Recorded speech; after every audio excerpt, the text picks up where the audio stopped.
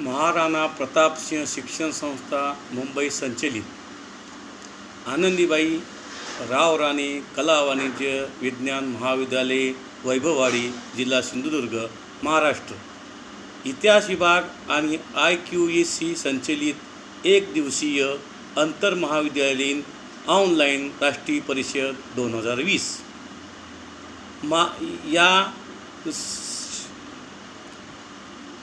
या सेमिनारचा विषय आहे महाराष्ट्रातील जडणघडणीमधील 60 वर्ष चळवळी व विकासाचे प्रवाह 1960 ते 2020।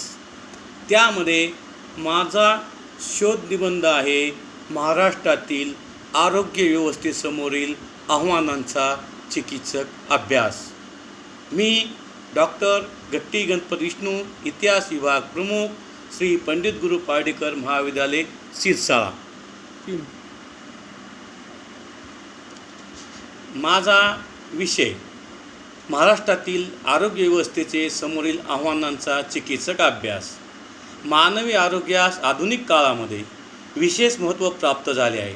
देशाच्या दृष्टीने ही महत्त्वाची बाब मानली जाते। या दृष्टिकोनातून शासकीय पातळीवर सार्वजनिक आरोग्यास प्राधान्य देण्यात आले आहे। सार्वजनिक आरोग्य हा देशाचा सर्वांगीण विकासातील एक महत्त्वाचा टप्पा आहे।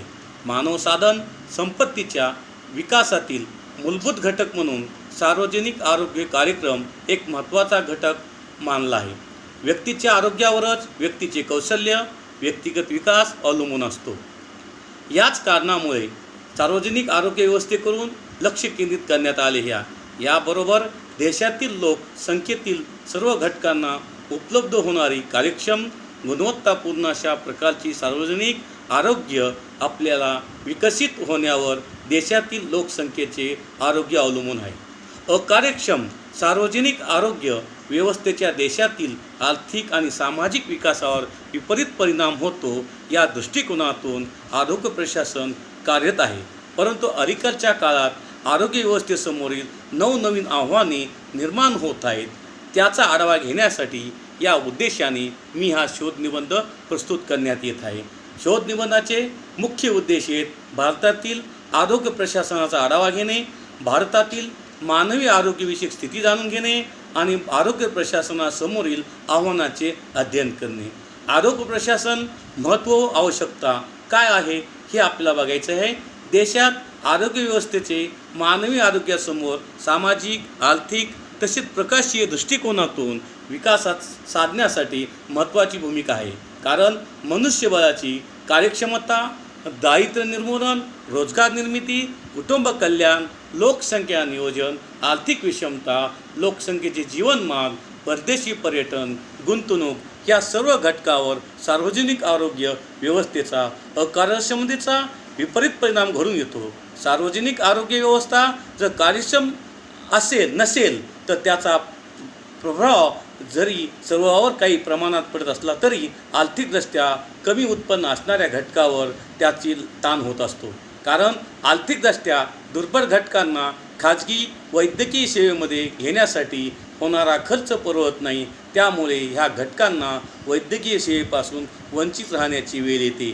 तर कधी आर्थिकदृष्ट्या दुर्बल घटकावर खाजगी वैद्यकीय सेवेवर केलेल्या खर्चामुळे दारिद्र्याची स्थिती निर्माण होते। या दृष्टिकोनातून आरोग्य प्रशासनाची महत्त्वाची भूमिका आहे। मी यामध्ये 4 तत्त्व सांगितले आहेत। त्यामध्ये नंबर 1 आहे आरोग्य व्यवस्थेचे समोरील आव्हाने। असामाजिक जबाबदारी विषयक आव्हाने। समाजातील सर्व व्यक्तीचे आरोग्य चांगले राहावे याकरिता समाजातील सामाजिक कार्यकर्ते, पदाधिकारी, सेवाभावी संस्था याचं योगदान जरुरी आहे। उदाहरणार्थ दुर्बल व मागासवर्गीय लोकांना शासकीय योजनांचा लाभ देण्यासाठी प्रयत्न करणे, शासनाकडून आरोग्य सुविधा उपलब्ध करून देणे, पाठपुरावा करणे, शिबिर घेणे, पाणी पुरवठा करणे, स्वच्छता याकडे लक्ष वेधून त्याची पूर्तता करणे हे महत्त्वाचे असते। पण या सर्व बाबीकडे दुर्लक्ष होताना दिसते। यातून आरोग्यविषयक अनेक समस्या निर्माण होतात। त्यानंतर दुसरा मुद्दा आहे माझा स्वच्छता विषयक आव्हाने। भारतात पिण्यासाठी सुरक्षित पाणी पुरवठाचा अभाव, मूलमूत्र व कचरा विसर्जनासाठी सुरक्षित व्यवस्थेचा अभाव या प्रमुख समस्या आहेत। त्याचबरोबर लोकसंख्येचा विस्फोट, शहरीकरण, औद्योगिकीकरण यामुळं हवा, पाणी व अन्न दूषित होणे, स्वच्छतेच्या समस्यामुळे नानाविध आजार पसरतात. पर्यावरणीय स्वच्छतेच्या समस्या प्रचंड व गंभीर आहेत. यामुळे संसर्गजन्य आजार नियंत्रणात आणणे अवघड जात आहे. वाढत्या लोकसंख्येचे आव्हान भारतापुढे असलेली अतिशय मोठी व गंभीर समस्या आहे. या समस्यामुळे दुष्परिणाम विकासाच्या सर्व बाजू होणे अटळ आहे. रोजगार, शिक्षण, घरे, आरोग्यसेवा, स्वच्छतेच्या सुविधा, पर्यावरण यावर तर सर्वाधिक दुष्परिणाम झालेले दिसतात. नागरिकांना राहणीमान व देशाचा आर्थिक विकास यावर गंभीर दुष्परिणाम झालेला आहे. भारतात 15 वर्षाखालील मुलांचे प्रमाण एकूण लोकसंख्येच्या 40% आहे. म्हणजेच भारतात अवलंबिताचे प्रमाण जास्त आहे. तरुण लोकसंख्येसाठी शिक्षण, आरोग्य व इतर सामाजिक कल्याणाच्या सेवा देण्यासाठी बरीच आर्थिक झळ सोसावी लागते. राहणीमानाचा दर्जा खालावलेला, बालमृत्यू, माता मृत्यू यांचे वाढते प्रमाण, पोषणाचा खालावलेला दर्जा, अन्न, पाणी, माती यांचे प्रदूषण, आरोग्य सुविधा अपुरेपणा हे लोकसंख्या वाढीचे दुष्परिणाम आहेत. 1921 पासून लोकसंख्या नियमित वाढत आहे, हे एक त्याचे प्रमुख कारण आहे. अंधश्रद्धा विषयक आव्हान भारतामध्ये अंधश्रद्धा विषयक अनेक गैरसमज समाजात पसरले आहेत. दूषित पाणी पिल्याने रोग होतोच हे माहीत असते, परंतु रोग झाला की त्याला जादूटोणा करणे आवश्यक समजतात. श्रम करून फिरल्याने अनेकदा शारीरिक थकवा येतो, गरगरायला लागतं, परंतु अशा वेळी औषध भरायची गरज असते. परंतु असे न करता मिरची वाळवून चुरून टाकणे, पादत राहणे, झाडूचा उतारा केला जातो. कोणाची तरी नजर लागली या विपरीत परिणाम झाला म्हणून त्याला काढतात. कांजण्या, गोवर, देवी, टायफॉइड किंवा कॉलरा झाल्याबरोबर देवाचा कोप झाला म्हणून ती कामे करण्यासाठी नवस केला जातो. भूतबाधा व करणी यासारख्या बाबीवर विश्वास ठेवून मांत्रिकाला आमंत्रित केले जाते. अशा प्रकारे रोगावर उपचार अंधश्रद्धेतून खतपाणी घातले जाते. महिलांचे आरोग्यविषयक प्रश्न पूर्वीपासून भारतामध्ये स्त्रीविषयक दुय्यम व निकृष्ट स्थिती आहे. शिक्षण व त्यातून झालेल्या स्त्री जागृतीतून काही प्रमाणामध्ये बदल झालेला आपल्याला दिसून येतो, तरी आरोग्याच्या संदर्भात मात्र स्त्रियांना दुय्यम वागणूक दिली जाते. जीवशास्त्रीयदृष्ट्या मुलीमध्ये मुलापेक्षा जगायची क्षमता अधिक असते, परंतु लिंगभेदाची समस्या दिवसेंदिवस वाढतच आहे. या दृष्टिकोनातून वंश चालविण्यासाठी मुलगा पाहिजे या समजुतीतून त्यांना मातृत्वाला क्षमता नसताना सामोरे जावे लागते. त्याचबरोबर गर्भपातामध्ये सुद्धा मृत्यू पावणाऱ्या स्त्रियांची संख्या जास्त आहे. गर्भनिरोधक गोळ्या, तांबी, कुटुंब कल्याण शस्त्रक्रिया यांचा तिच्या आरोग्यावर विपरीत परिणाम होतो. म्हणून ग्रामीण भागातील महिलांना गृह कार्यासोबतच शेतीची कामे करावी लागतात. जेवणामध्ये पुरेशा कॅलरीज नसतात, त्याचा परिणाम त्यांच्या आरोग्यावर होतो. आणि माझं समारोप आहे, भारतीय आरोग्य व्यवस्थेचे समोरील अस्वच्छता आरोग्यविषयक मोठी आव्हाने आहेत.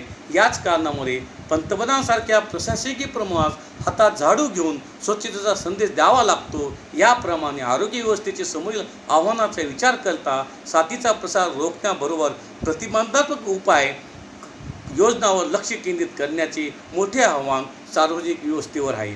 त्यासाठी लसीकरण कार्यक्रम राबविण्यासाठी आवश्यक आहे. भारताच्या आरोग्य व्यवस्थेचे समोरील आरोग्यासाठीच्या अनेक समस्या आहेत. भारतामध्ये लोकसंख्येमध्ये अल्प उत्पन्न गटातील लोकसंख्येचे प्रमाण मोठे असून भारताची लोकसंख्या व भारताच्या लोकसंख्येत वेगात होणारी वाढ या दृष्टीने भारताचा सार्वजनिक कार्यक्रम अत्यंत परिणामकारक आहे. यामुळं भारतीय सार्वजनिक आरोग्य व्यवस्थेच्या समोर आहे. अशा प्रकारच्या आव्हानाचा सामना करून निरोगी भारत निर्माण करणे हे मोठे आव्हान आहे आणि आरोग्य व्यवस्थेचे समोर असल्याचे दिसून येते. धन्यवाद.